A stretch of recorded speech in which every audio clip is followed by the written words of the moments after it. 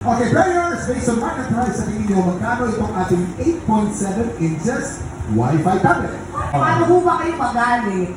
Herling, huwag mo kong galitin.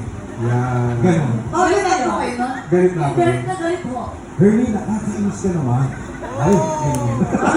Galit na nga yun. Gusto mo siya magalit? Ah. Ipainom mo yung tablet.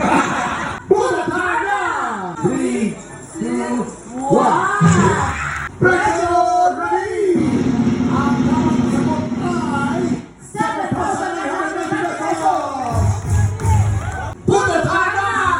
5, 4, 3, 2, 1. Double money. Wow! Ang pangalawa naman ay Google money. Oh! Ang pangatlo ay double money.